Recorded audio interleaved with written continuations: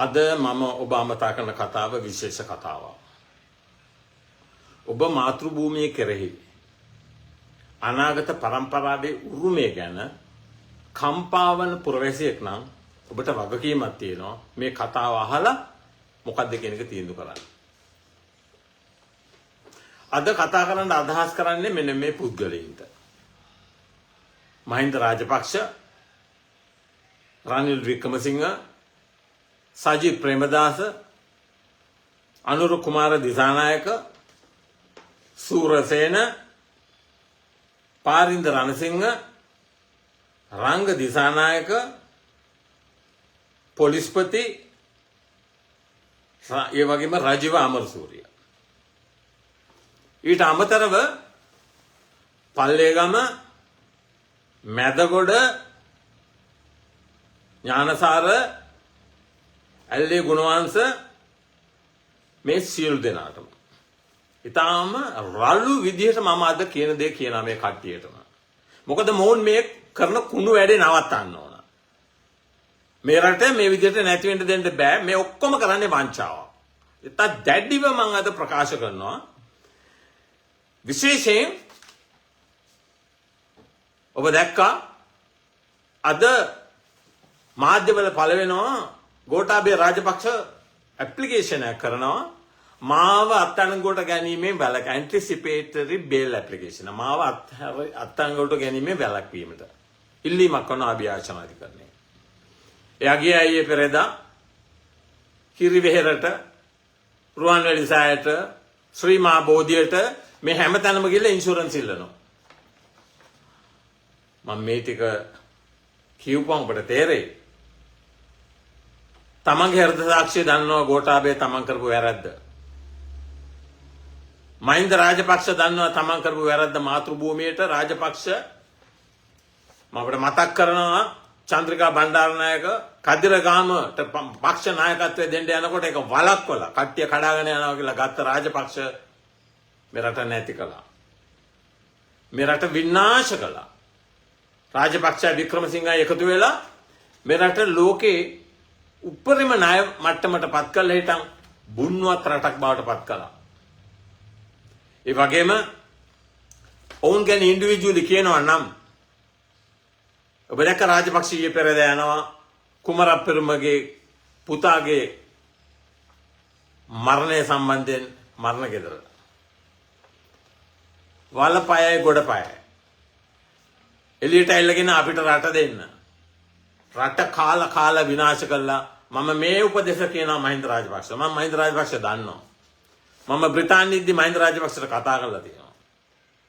මම කියන තමන්ට වලපය ගොඩපය ඉන්න මිනිස්සයාට කියනවා තමන්ට තියෙන වගකීමක් තමයි ඉපදිච්ච මාතෘ භූමිය ගැන. ඔය කුණු වැඩ කරන්න නෙමෙයි රාජපක්ෂට තියෙන්නේ. නාමල් රාජපක්ෂ ඔය කුලප්පු කොල්ල ඉස්සරහට එවන්න නෙමෙයි තියෙන්නේ. එයාට කැමති රටකට ගිහිල්ලා ජීවත් වෙන්න කියලා මේ රට විනාශ කිරීම වහාම නවත්තන්න ඕන. ඒ වගකීම දෙන මහින්ද රාජපක්ෂයට අත්හල නොහැකි වගකීම. අධිකරණයේ කෑවා. අධිකරණයේ ස්වාධීනත්වය සම්පූර්ණයෙන්ම විනාශ කළා. ගෝඨාභය ලාභවත් ඒ වැඩේ කළා. ඒ අපරාධ වලට තමයි අද මේ රට මේ තත්ත්වයටපත් වෙලා තියෙන කියන එක ඔහු දන්නවා. ඔහුගේ හෘද සාක්ෂිය දන්නවා. ඒකද වහාම මම ඔබට කියන්නම් මේ කරපු අපරාධය. ඒවා කියන්නේ කිව්වොත් මට මේ විනාඩි ගානක් කියන්න බෑ රාජපක්ෂ කරපු අපරාධය. මම ඔහුට කියනවා තරුණා කළා ඔවුන් දැනගන්න ඕනේ සබ්බපාපස්ස අකරණං කුසලස උපසම්පදා කියන හැම වරදීම වැළකියව. හරි දේ කරපියව. හිත පාලනය කරපියව. සච්චිත්ත පරියෝ දපණං. අන්න එක කරගෙන තමන් යන තැනකට වැඩ කරගන්න කෙන එක තමයි මම රාජපක්ෂටයි ඒ වගේම ගෝඨාභයටයි දෙන්නටම කියන්නේ ආපහු උසී ගන්නලා ගම්මන්පිල වීරවංශ මේ මිනිස්සු උසී ගන්නලා දිලි ජයවීර ඒව නෙමෙයි කරන්න තියෙන්නේ. එක එක ඉන්ඩිවිජුවලි දන්නවා. දැන් නලියනවා. දැන් කියනවා ෆ්‍රී ලෝයර්ස්ලා ඉල කෑ ගහනවා මෙහෙම අත්අඩංගුවට ගන්න අන්දි ගන්න හදනවා කියලා. ගන්න ඕන. ශ්‍රේෂ්ඨාධිකරණ රීතිවල 51. You can't interfere with the administration of justice. You can't mislead the court. You can't deceive the court. අධිකරණයේ නොමග යැවීම, අධිකරණයේ රැවටීම බරපතල වරදක්. මේ දෙන්න මේක කළා. නීතිඥයෝ හැටියට ගම්මන් පිළයි. මම අද සූරසේන අග්‍රවිංශකාරවැයට යවනවා මේ දෙන්නට එරෙහිව පැමිණිල්ල. සූරසේන මීට ඉස්සෙල්ලා ඔබට මතක ඇති වන්නිනායකගේ පැමිණිල්ල එක හැංගුවා. ෆයිස් මුස්තාපගේ පැමිණිල්ල හැංගුවා. මිලියන් ලක්ෂ 7මාරක් හොරකම් කරපු චූදිතෙක්. ඒක හැංගුවා. මහ ජනතාවට අධිකරණයේ තියෙන විශ්වාසය නැති කලේ කවුද? ප්‍රීති පද්මන් සූරසේන. දැන් අවුරුදු 75ක් ඉඳ පිටිපස්සෙන් දුවනවා අනුර කුමාර දිසානායක පස්සේ. මෙයා ලැජ්ජ නැති නීච නිබට නින්දිත වැඩ. අවුරුදු 65 නම් Taman දැනගන්න ඕනේ මේ වෙලාවේ සූරසේන ප්‍රසිද්ධිය ප්‍රකාශයක් කරන්න ඕන. මේ වැඩේ කරන්න එපා. මම මෙහෙම ඉන්න කැමති නෑ. මහ ජනතාවට මං කෙරෙහි විශ්වාසයක් නෑ දැන්. Tamanට මාව තියාගන්න ඔය කරන වැඩේ වහම නවත්තන්න ඕනේ කියන්න ඕනේ කවුරුවත් නෙමේ ප්‍රීති පද්මන් සූරසේන. රාජපක්ෂ ළඟට යන්නේ රනිල් වික්‍රමසිංහ. ඔහු ඇවිල්ලා කරපු අපරාධ ඔබ දන්නවා. දැන් මොනවද කියන්නේ? මට හાર્ට් එකක් ට්‍රාන්ස්ප්ලාන්ට් කරලා තියෙනවලු. තවත් බොරුකාරයෙක්, වංචාකාරයෙක්. දැන් හෙට ගත්තොත් මිලියන 1138 ලිටර ගෑස් කේස් එක සම්බන්ධයෙන් හෙට ගත්තොත් දැන් කියනවා මට අලුත් හાર્ට් එකක් රීප්ලාන්ට් කරලා තියෙනවා. ට්‍රාන්ස්ප්ලාන්ට් කරලා තියෙනවා. මගේ දැන් කොන්දටත් ස්ප්‍රින් එකක් අයි කරලා තියෙන්නේ කියලා. කොන්දත් කෙලින් කරලා තියෙන්නේ කියලා. දැන් හෙට ගත්තොත් වික්‍රමසිංහ ආපහු අනිද්දාට ඔය ඔක්කොම ලෙඩ ටික එනවා. මොනවද කියන්නේ එතකොට? මට දැන් ඇවිදින මලකුණක් කියයි. මට දැන් ස්පිරිතාලේ යන්න ඕන කියයි. එයා කරපු අපරාධ මහා බැංකුවේ අධිපති නන්දලාල් එක්ක ගැහුවා මුදල් නෝට්ටු නැවුලෝඩ් ගන්න. කවුද? රනිල් වික්‍රමසිංහ. ඒ වෙලාවේ මොනවද කිව්වේ අනුර දිසානායක? මේ මුන් පල් හොරු. නන්දලාල් කියන්නේ පල් හොරෙක්. ලෝක බැංකුවට ලංකාවේ වික්කා. IMF එකට වික්කා කියලා දැන් කොහෙද ඉන්නේ? තමන්ගේ උඩුක්වේ. රනිල් වික්‍රමසිංහ මේ රටට කරපු අපරාධ මේ මාලිමා කාර්යවම ගෙනහල්ලා පෙන්නුවා. බටලන්ද කමිෂන් රිපෝට් එක පාර්ලිමේන්තුවේ දිගෑරියා. මිනිස්සු මරපු හැටි පෙන්නුවා. අපුගත් කන්දේ පොලිසිය OIC ගෙනහිල්ලා ඩග්ලස් පීරිස් ඉස්සරහට ගෙනල්ලා වික්‍රමසිංහත් එක්ක මරන්න විනියෝග කළා. අන්තිමට හම්බුනේ කැලණි ගඟේ පොලිසිය OIC ගේ ඩෙඩ් බොඩි එක. තරුණයෝ දහස් ගාණක් ඝාතනය කරපු අපරාධකාරයෙක්. ලිට්‍රෝ ගෑස් කේස් එකෙන් විතරක් මිලියන 1138ක් පරගම් කරපු චූදිතෙක්. දැන් එනවා ලැජ්ජ නැතුව මම එනවා රට බේර ගන්න කියලා කරුණා කළා රනිල් වික්‍රමසිංහ. තමන්ගේ මේ කරපු අපරාධ ඇති තමන්ට ඇති දහම තමන්ට පුළුවන් කියලා කෙලිමි ඉන්දියාවේ තිරුපති හමුවේ දණින් වැටෙන්න. නමුත් තමන් මේ කරන වැඩේ වහම නවත්තන්න ඕන. මේක ඇවිල්ලා මේක රම්මේ භූමියක් පුණ්‍ය භූමියක් මේක පල්හොරුන්ට ගෙනියන්න පුළුවන් රටක් නෙවෙයි. තමන් අවංක නැත්තම් හෘද සාක්ෂිය ගරු කරන්නේ නැත්තම් එහෙම එහෙකට මේ රට එක දශමයක් හොල්ලන්න බෑ කියන එක මම නැවත ඔබට මතක් කරනවා. රාජි ප්‍රේමදාස ඔබ දැකලා ඇති හේමා ප්‍රේමදාස ඒ වගේම ආර් ප්‍රේමදාස රණසිංහ ප්‍රේමදාස එක 3C70 බයිසිකලේ වාඩි වෙලා ඉන්නවා ප්‍රේමදාස ළඟ හිටගෙන ඉන්නවා හේමා ප්‍රේමදාස. එහෙම තමයි මිනිසුන්ගේ ආරම්භය.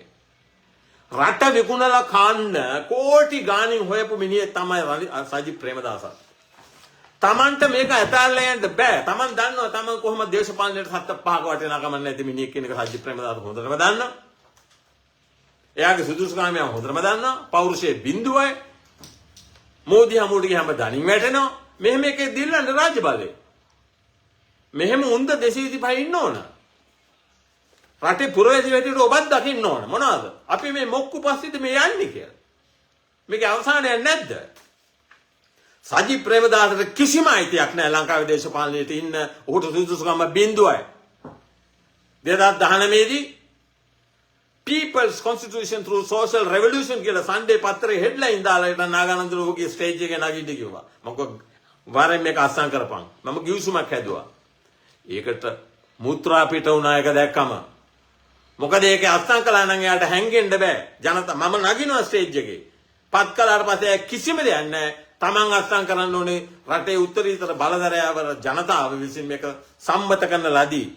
ජනාධිපති මැතිවරණයේදී ඒ හැම ඡන්දයක්ම ප්‍රකාශ කළේ මට නෙවෙයි ජනසම්මත ජනරජ ව්‍යවස්ථාවට ගෙලටන් ඔහු ඒක අත්සන් කළා බලාත්මක කරන්න ඕනි. ඒක කිව්වැටි නැට්ට අකුලගෙන දිව්වා.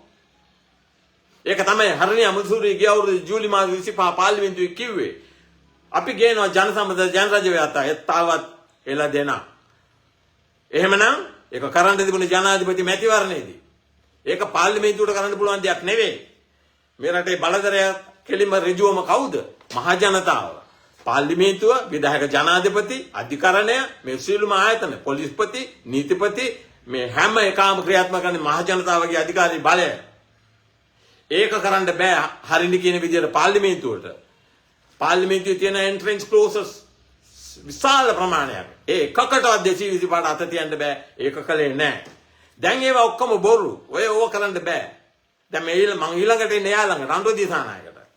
දැන් මේ වෙලාවේ මම මේකයි කිව්වේ සත්‍ය පහකට විශ්වාස කරන්න එපා. ඉන්දියාවට පහුගිය අවුරුද්දේ 5 වෙනිදා මේ රටේ පරමාධිපත්‍ය බලය ජනතාව සතු ශ්‍රී ලංකා ජනරජයේ පරමාධිපත්‍ය බලය ජනතාවගේ බලය ඉන්දියාවේ මෝදිට පාවා දුන්නා.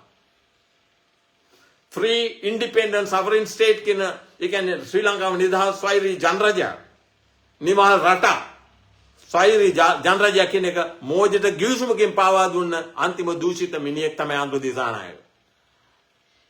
ඒක ශ්‍රේෂ්ඨාධිකරණයට ගත්තම කැබිනට් මණ්ඩලයේ ලේකම් ඇවිල්ලා දියුණු පෙත මැදිලා ශ්‍රේෂ්ඨාධිකරණයට කියනවා අපේ අමාත්‍ය මණ්ඩලය හා ජනාධිපතිතුමා මෝදිට ගිවිසුමකින් පොරොන්දු වුණා රටේ ජනතාවට මේක පෙන්වන්නේ නැහැ කියලා. ඒකින්ද අධිකරණය නියෝග කරනවා නම් මේක සීල් කරලා පෙන්වන්නම් කියලා. මේ මොකෙද්ද මේ? මොන නිවටේද්ද මේ?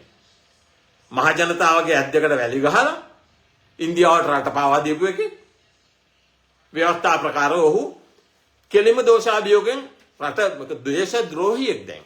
නිර්බන්ධ ඔහු කරන දේ ඔක්කොම වැරදි කළ ඉවරයි. නමුත් 159ක් තියෙනින්ද ඔහුට විරුද්ධව ගේන්න බෑ දෝෂාභියෝගය. මෙයා දැන් කරන දේ මම මේ අනන්තවත් මං කිව්වා. මේ සැලේගේ සිද්ධියේදී මම කෙලින්ම හිටියේ රජයත් එක්ක. ඇයි මොකද අපි ගරු කරන්නේ නීති ආධිපත්‍ය. හැබැයි නිවටකම් බෑ. අනුර කුමාර දිසානායකට පුළුවන් වෙන්නේ වහාම මේ කොලේ වහලා ගහන්න නැතුව ජනතාවට ඇත්ත කියන්නේ. දැන් ඔබ දැක්කා චූලා අධිකාරී නීතිඥවරයා පෙන්වුවා ඔබට ටෙන්ඩර් එකකින් එක කතා කරලා පෙන්වුවා කාගේද ඔඩිටර් ජනරල්ගේ රිපෝට් එකේ විගණකාධිපතිගේ වාර්තාවෙන් එකෙන් එක ටෙන්ඩර් එකේ හොරකම් කරපු මුදල. ඒ වගේම කන්ටේනර් 323 දැන් මේ මාසේ 23 වෙනිදාට එන්න කියලා තියෙනවා. කෙලිම තොරතුරු කොමිසමේ අධ්‍යක්ෂක ජනරාල් රේගුවට නාගානන්ද ඉදිරියේ පෙනී හිටින්න ඕන.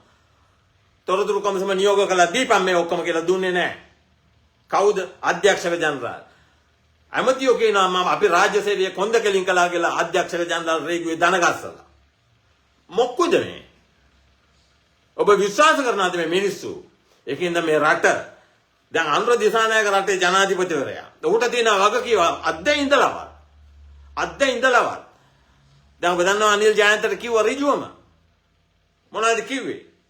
මුදල් අමාත්‍යාංශය කෙලින්ම කිව්වා අර මිලියන 7000 മന്ത്രിවරු 225ක් හොරකම් කරපු එක වහාම රිකව කරපන්. මොනවාද අනිල් ජයන්ත කළේ? රේගු අධ්‍යක්ෂක ජනරාල් අරුග්ගොඩ ගියාම කිව්වා ඔකට අත තියන්න එපා. අපේ 6 දෙනෙක් සම්බන්ධයි. අපිත් මේකෙන් මිලියන 30ක් හොරකම් කරලා තියෙනවා. ඔකට අත තියන්න එපා කියලා. කවුද 6 දෙනා? අනුර දිසානායක, බිමල් රත්නායක, විජිත හේරත්, හඳුන්ගොඩ, බදන්න නලින්ද ජයතිස්ස, ගලප්පත්ති මේගොල්ලෝ මිලියන 30ක් හොරකම් කළා. මං කෝක ලිඛිතව දැනුම් දුන්නා ටීවිඑම් සිල්වර් මේක ගෙවපල්ලා. මේක ගෙවලා උඹලා රටට කීපල්ලා අපි මේක අය කර ගන්නවා. නමුත් ඒක කළේ නැහැ. ගිහිල්ලා මේ මම විශ්මයටපත් වෙනවා. මම මේක පැහැදිලි කළාම දායසිරි ජයසේකර മന്ത്രിවරයාට මම කිව්වා ඔබ මේක දකින්න ඔබව රවට්ටලා කරපු දෙයක් කිව්වම ඔහු බය නැතුව ලියුමකින් දුන්නා. മന്ത്രിවරයා ලිඛිතව දුන්නා. මම දැනගෙන හිටියේ නෑ. නමුත් මම දැන් දන්නවා මේක බරපතල වංචාවක්. මේ මිලියන 33මාර මම ගෙවන්න සූදානම්. මේකට අපිට පේමන්ට් ප්ලෑන් එකක් හදලා දෙන්න අධ්‍යක්ෂක ජනරාල්ට කිව්වම අධ්‍යක්ෂක ජනරාල් ඒකත් තරම් තමයි දීවේ අනිල් ජයන්ත ළඟට. මොනවද අනිල් ජයන්ත කිව්වේ දැන්? එතකොට මොකක්ද අනුර දිසානායක මේ කරන්නේ? මේක තනිකර තක්කඩිකම. මේක තනිකර වංචාවක්. ඒකින්ද මම කියන අනුර දිසානායකට අද්දැ ඉඳලවත් තමන්ට තියෙන බරපතල වගකීම නැත්නම් තමන්ගේ ජීවිතයේ තමන් දැනගන්න ඕනේ මේ වෙලාවේ නැත්තම් දිලීප පිරිදි ජීවිතේ අනතුරේ ශාන්‍ය අබේසේකර ජීවිතේ අනතුරේ මොකද තමන්ට පෞරුෂයක් නැහැ කියන දේ කරන්න කරන දේ කියන්න. තමනුත් ඇවිල්ලා දනින් වැටිච්ච මිනිහෙක් කියන එක මම ඍජුවම කියනවා. මේවා හරියට දකින්න ඍජුවම. දැන් මම එතනින් පස්සේ එන්නේ අනිත් අය ගැන කතා කරලා වැඩක් නැහැ 225 අජි ප්‍රේමදාස ගැන කට්ටිය ගැන මම ඔබට කිව්වේ ඒකයි මම දැන් කතා කරන්නේ අග්‍රවිනිශ්චකාරවරයාගේ ඉඳලා සූරසේනගේ හෘද සාක්ෂිය දන්නවා ඔහු ඇවිල්ලා ජනතාවගේ අධිපර්කරණ බලය වංචා කරන පුද්ගලෙක්. ඔහු දන්නවා හොඳටම තමන්ට දෙන බරපතල වගකීම නීති ආධිපත්‍ය කරු කරන්නේ නැහැ.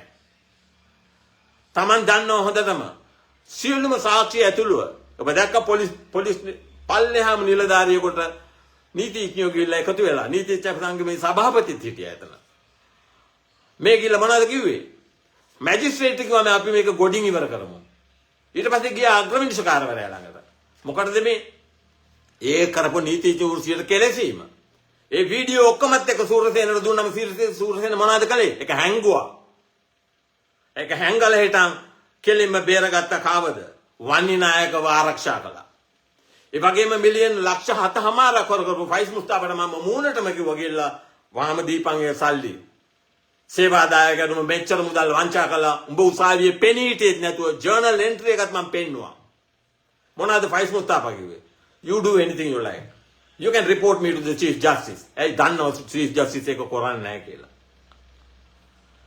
හිටපු නීතිඥ සංගමේ සභාපති ඔහු ජයිකායකේ මිලියන් ගාණක් මිලියන 20 ගාණක් 30 ගාණක් වරගම් කරපු එකට ජයසූරිය මොනවද කළේ? හිටපු අගවිනිසුරු. ඔටුරුදු නීතිය ක්‍රියාත්මක කළාද නැහැ. කෞශල්‍ය නවරත්න ජනාධිපති නීතිඥයෝ කීප දෙනෙක් දාලා එක හැමම යට ගැවුවා. එතකොට මේ රටේ දූෂණයේ උපත මොකද්ද? නීතිඥ සංගමය, අධිකරණය, නීතිපති. එතකොට රට කොහෙද යන්නේ? ජපුරායසෙන් මොකද වෙන්නේ?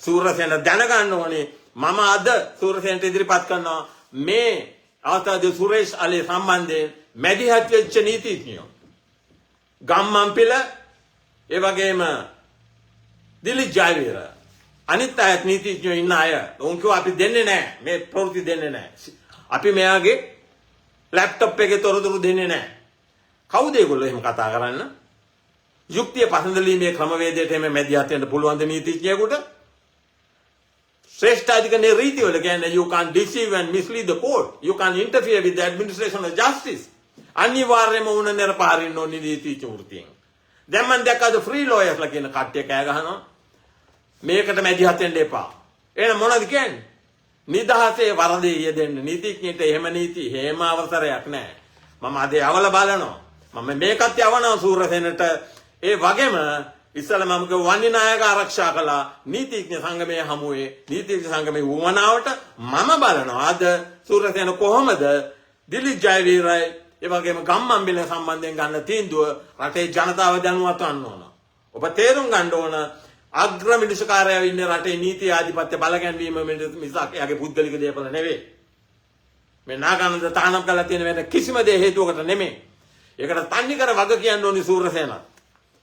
කිසිම චෝදනා පත්‍රයක් නැතුව මම අද නැවත කියනවා.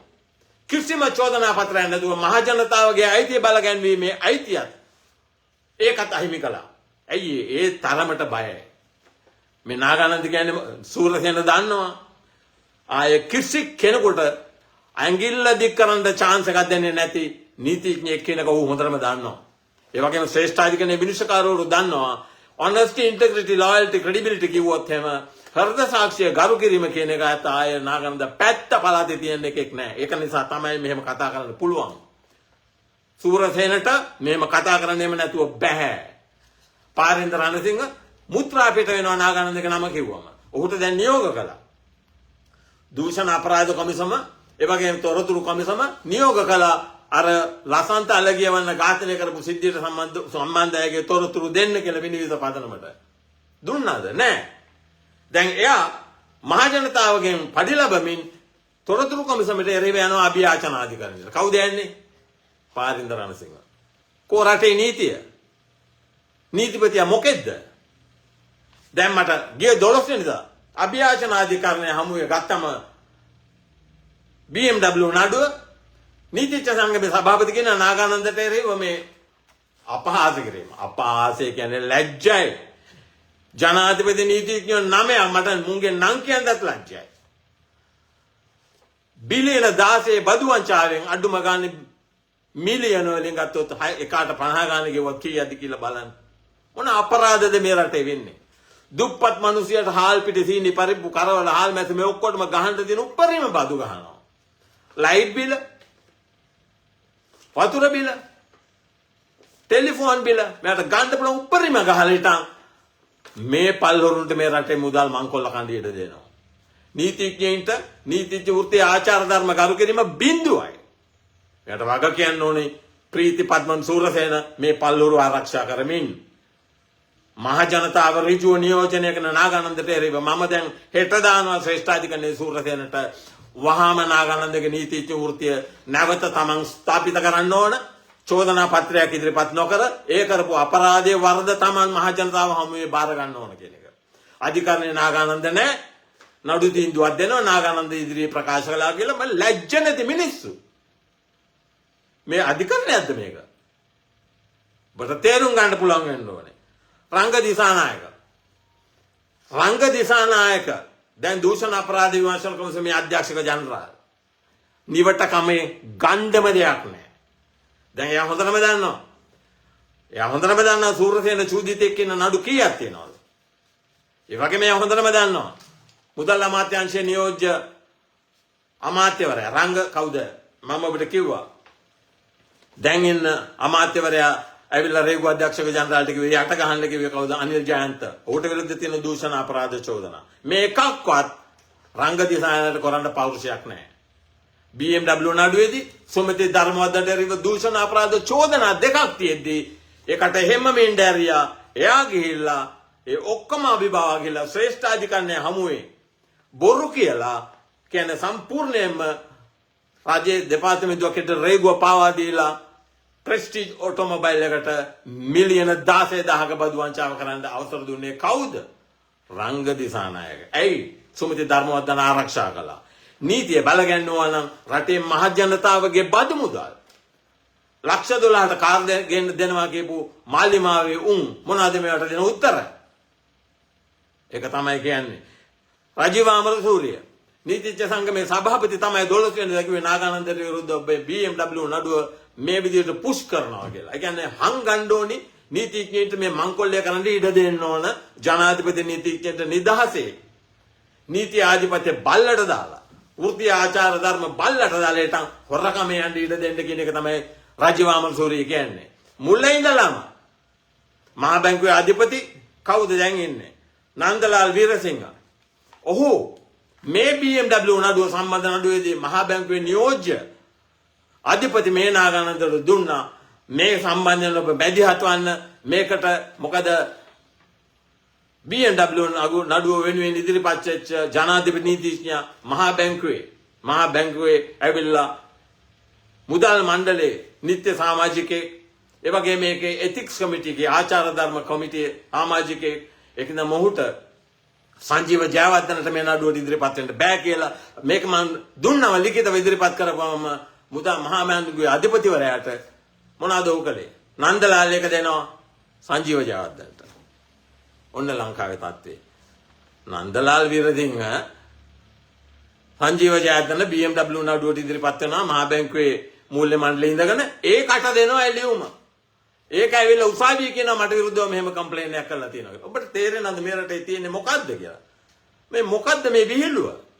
අධිකරණයත් විහිළුවක්, නීතිපතිත් විහිළුවක්, දූෂණ කොමිසමත් විහිළුවක්, නීතිඥ වෘත්තියත් විහිළුවක්.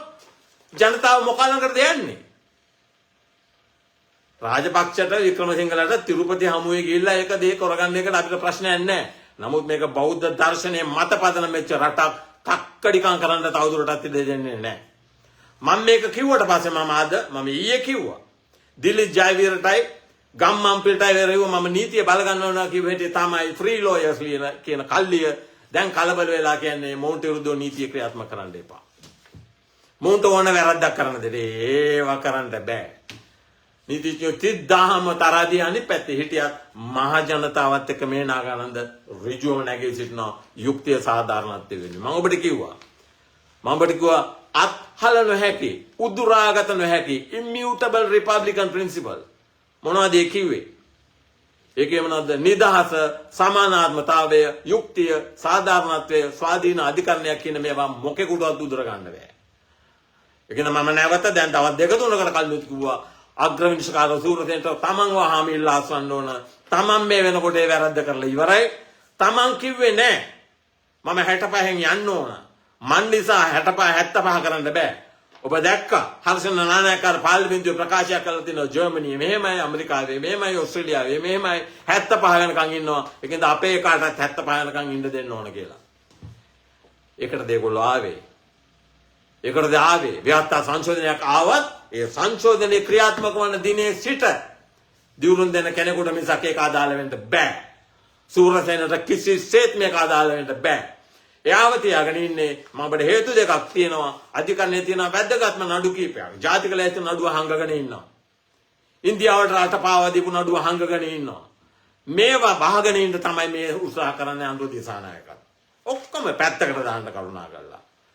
රටේ පුරවැදි හේතුවට ඔබට වැඩක් නැහැ මේ එකෙක්වත්. කෙලින්ම තියන්න තමන්ගේ මාතෘභූමිය පෙරට. තිමිලින්ම තියන්න රටේ අපිට නීතියක් ඕන. මේ පල්හොරු ඔබ දන්නවද ඒ කාලේ මම අර කිව්වේ සජිත් ප්‍රේමදාසගේ තාත්තා C70 එකේ යනකොට රුපියල කීයද ඩොලර් එක කීයද? මම ඔබට කිව්වා UB වන්නිනායකලා මේ රටේ මුදල් අමාත්‍යවරයා හැටියට උන එක්සත් ජාතික රුපියල කීයද ඩොලර් එක කීයද? අද මේ ගව සම්පත් මේ රට කාලා ඩොලර් එක 300ට ගිහිල්ලා පවුමත් 300ට ගිහිල්ලා 400 ගානකට ගිහිල්ලා මුන් මේ රට අනාථ කළා. වගකීම වෙන එකෙකුටවත් නෙමෙයි පැවරෙන්නේ ඔබට. ඔබත් මේ හරප්පස්සේ යනවා අද වෙනකොළු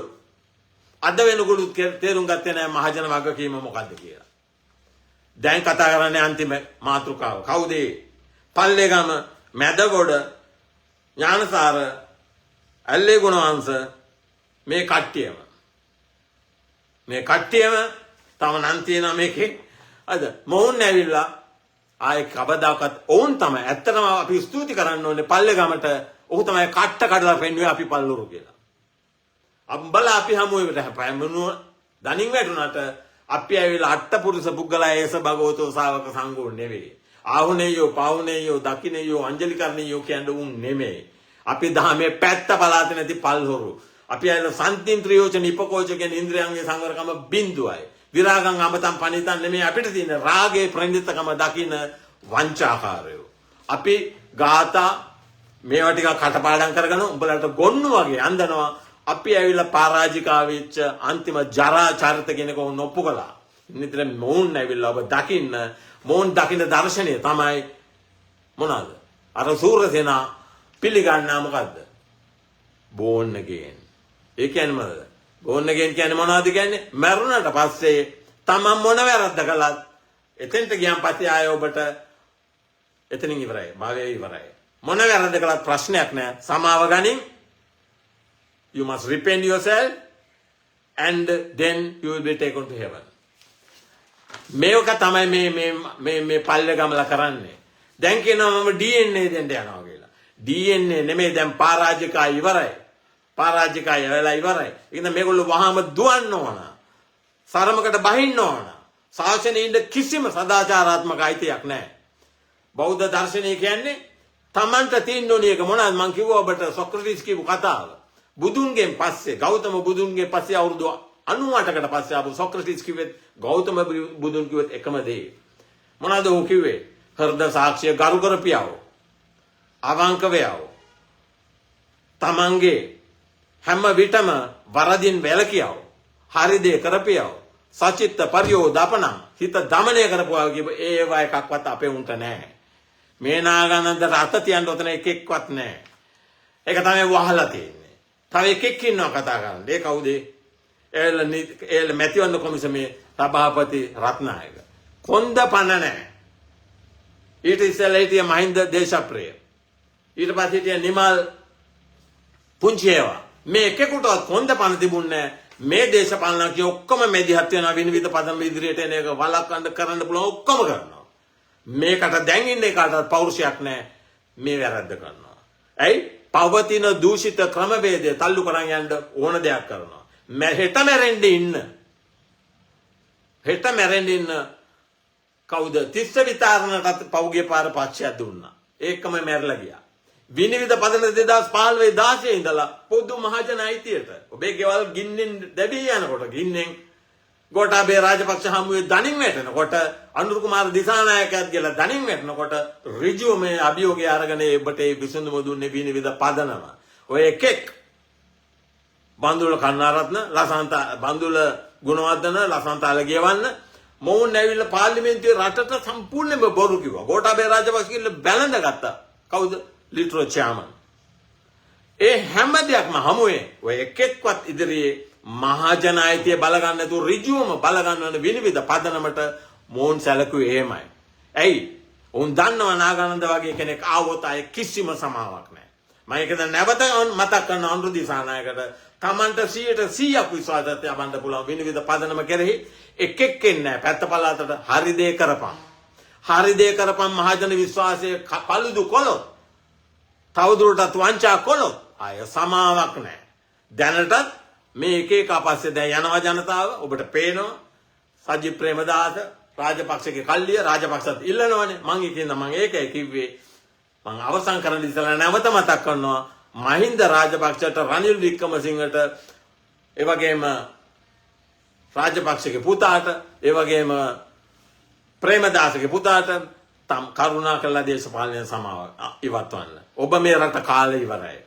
ඔබ මේ කරන වංචාවෙන් ඉවත් වන්න. මේ රටේ අනාගත පරම්පරාවේ උරුමය ගරු කළා දේශපාලනයෙන් ඉවත් වන්න. ජනතාවට ඉඩ දෙන්න තමන්ගේ ඉරණම තීරණය කරන්න. මෙරට ඔබ සම්පූර්ණයෙන්ම වගකීම ගන්න ඕන. ඔබ හිතනවා නම් පාර්ලිමේන්තුවේ 225 හැටියට අපිට ඕන මගඩියක් කරන්න පුළුවන් කියලා. ඒකට ඉඩ දෙන්න අපි සූදානම් නැහැ. විශේෂයෙන් මේ නාගානන්ද හා විනිවිද පදනම සූදානම් නැහැ. මම දැන් කිව්වා අවසන් කරන්න මෙන්න මේ ටික කියලා. දැන් නීතිඥ සංගමය කෑ ගහනවා ගම්මන් පෙළයි ඒ වගේම දිලිත් ජයවීරය කරපු ප්‍රකාශ වලට එරෙහිව උන්ට නීති ක්‍රියාත්මක කරන්න එපා කියලා. අපි බලමු සූරසේන මොකද්ද කරන්න කියලා. මම අද සූරසේනට මේක ඉදිරිපත් කරනවා. අපි බලමු සූරසේන මේගොල්ලෝ ආරක්ෂා කරන්නේ කොහොමද කියලා. සූරසේනට හැම වුණොත් ඔහුව නිරපහැරීම සඳහා සමස්ත රටේ ජනතාව නැගී සිටින්න ඕනේ. අග්‍රවිනිශ්චයකාරවරයා ජනතාවගේ අධිකරණ බලය පාවා දීම සම්බන්ධයෙන් අපිට අදාළ නැහැ පුද්ගලයෝ. ඔහු තමන්ගේ වගකීම පැහැර හරිනවා නම් ඔබට තියෙනවා ඍජු වගකීමක්. ඔහුට එරෙහිව නැගී සිටින්න ඔහු වෙයිලා ඔහුගේ අම්මා තාත්තගේ දේපල නෙමේ ක්‍රියාත්මක කරන්නේ මේ රටේ ජනතාවගේ අධිකරණ බලය. මම හිතනවා ඔබට පැහැදිලි ඇති කියලා. ඒ අනුව සියලු දේවල් පැත්තකට දාලා මාතෘ භූමියේ පෙරට තබන්න. නීතිය ආධිපත්‍ය පෙරට තබන්න. ස්වාධීන අධිකරණයක් වෙනුවෙන් එකවන්ව ඍජුව නැගී සිටින්න. නැවත හමුවෙමු. බොහොම ස්තුතියි.